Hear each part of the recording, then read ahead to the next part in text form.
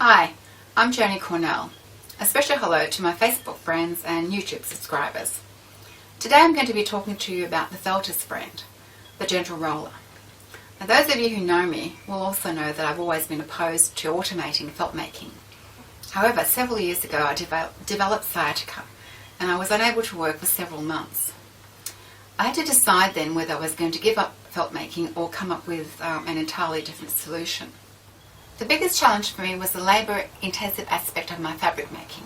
I still enjoyed being in the colour fields of fibres and fabrics and designing new garments, but when it came to repetitive rolling, I really struggled. Philip, my partner, suggested that he could come up with a way for me to continue making my felt without the tedium of rolling. I'd seen rolling machines before and I didn't like them. If he was going to succeed, he'd have to navigate a few design challenges. Firstly, whatever he came up with had to replicate hand rolling.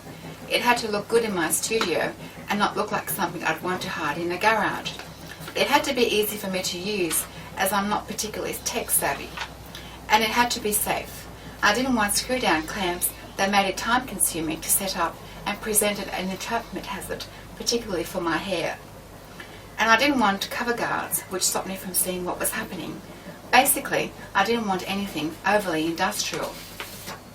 Now, Philip is excellent when it comes to business, and it would seem when it comes to design and product development as well.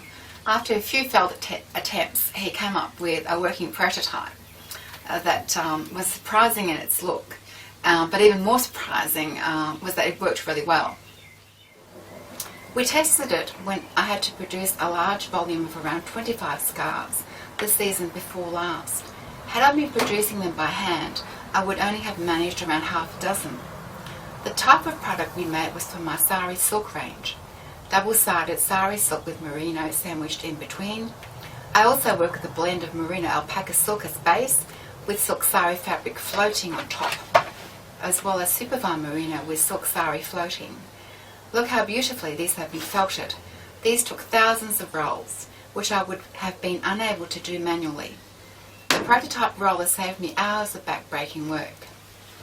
Philip patented several unique aspects of his design, and then with his prototype and some sketches, he took off to China to see whether he could find a manufacturing partner. A few months later, a new prototype was ready for testing, with sample components made overseas. To test whether the new prototype was working, I quickly made two scarves. The first, a very lightweight Nuno from my Impressions range. I also made a double-sided sari scarf. As you can see, the prototype was working just fine. Now, I wanted to see whether the roller could handle something more complex, so I made a garment. And the jumper is on Gemma at the moment. It's double-sided, reversible, seamless, and the roller was able to handle the multiple layers just beautifully. I became convinced that using the gentle roller I could make felt as good as, if not better, than hand-rolled felt. After a few subtle improvements, Philip came back from his most recent visit to China with this, the production version. Philip's design has met all of my criteria. It's attractive, replicates hand rolling, and is safe and gentle to use. Thus, we've labelled it the gentle roller. I'm so happy with it that I've convinced Philip to share it with the world of felt makers. I believe every felt maker deserves to treat herself to a gentle roller, and I would encourage you to check out the information on the Kickstarter launch project website as well as the gentle roller website. There is only a limited amount of time to take advantage of the rewards being offered, so please don't delay. The gentle roller is the beginning of a brand new adventure in felt making, and I do hope that you can join us.